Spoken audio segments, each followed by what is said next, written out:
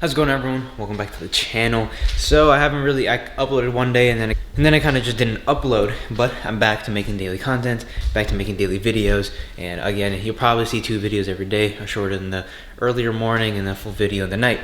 But today we're going to talk about the BMW once again, and we're going to go through the differences between the Roadster and the BMW Z3.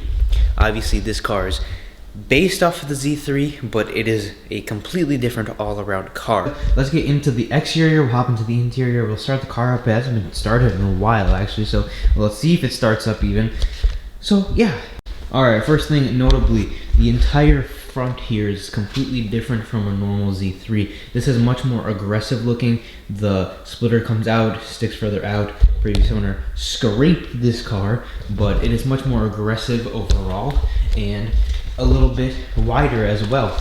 Wider because of the wide body it has. It's a factory wide body. A normal Z would probably be probably like 7 inches smaller in the front. And then walking around, these wheels are different. These are custom wheels for this car in particular. Obviously you have this is completely different from the normal Z's. The Z's side vent thing here, this is a fake vent, in fact, called the Super Out, but my car does have a little fake vent here for, you know, just looks basically. And then of course it has this little flasher. I'm not sure if that's on the Z's or not. It might have been an option from factory. M badge on the side, because obviously it's an M car. Then you have the side skirt here.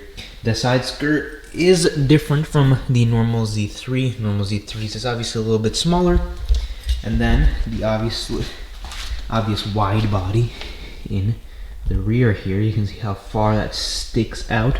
You have 245s for tires in the rear. And then you have these sunken in wheels that give the car a really mean and aggressive look in the rear. I wish they did it with the front wheels, but they didn't. Not a big fan of the way the fronts look, but then when you look at the backs, I'm a big fan of these. The car does sit pretty high. It'd be nice to have it, you know, a couple inches down, but it is what it is. That's how it came from factory, and that's how it is for now, so maybe we'll see in the future. And then of course it has the M badge. This trunk lid is different.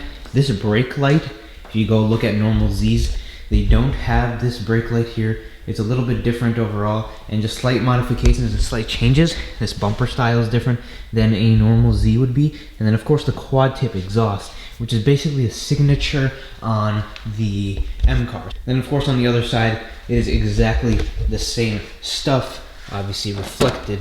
But let's step inside. You're automatically greeted with the M badge here. But also, as well as that, all of this is leather wrapped, including all of this here. This car was only fitted with a 5-speed manual. You cannot get the automatic, unlike the normal Z. This car also has a different motor. My car has the S52 motor, producing, quoted from BMW, 240 horsepower. It is, I would believe this car is producing more towards 280 horsepower. It just doesn't seem like it has only 240. But this car, later models came with the S54 producing 300 horsepower. I believe the exact number is like 305 or something like that. So 3.2 liter inline 6s, much bigger motors than the motors that were fitted in the normal Z's. Let's get a little cold start here. Make sure we open the garage up so we don't die. Alright, put the clutch in.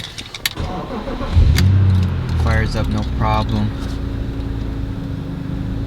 Didn't doubt that it would. Obviously these gauges were options in the Z, but not a lot of people had them because this was a really expensive option from factory.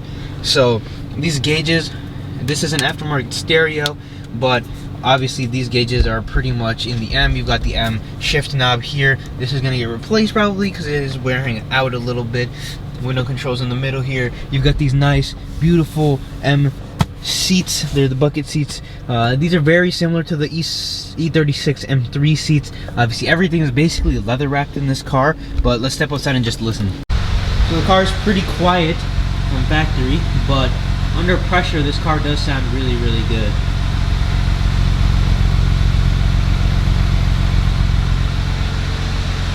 So going along with that motor, they did a lot of other things. I believe the transmission was tuned. The entire chassis of the car was basically reformed. I don't even think they were based upon the same chassis. I think they were just made to look like each other. That's not a fact for sure, so if anyone feels inclined to correct me if I'm wrong, but I don't believe this shares this chassis with the normal Z3. Obviously, everything underneath, suspension, all of it was changed. Everything was reformed for this car. Sure, it might look like a Z3, but it is nothing like a normal Z3 would be. That's why these cars have such a big premium over those cars, because they're just rare. And if you want a proper M Roadster, you're gonna pay for it. They made 3,000 coupes in total. This is the Roadster, so they also came in the coupe. They made 3,000 Roadsters for America, and then I believe 2,000 more for the rest of the world. These cars were obviously made in America, so they were made in South Carolina. Obviously all the parts coming from Germany and everything, but they were just assembled here.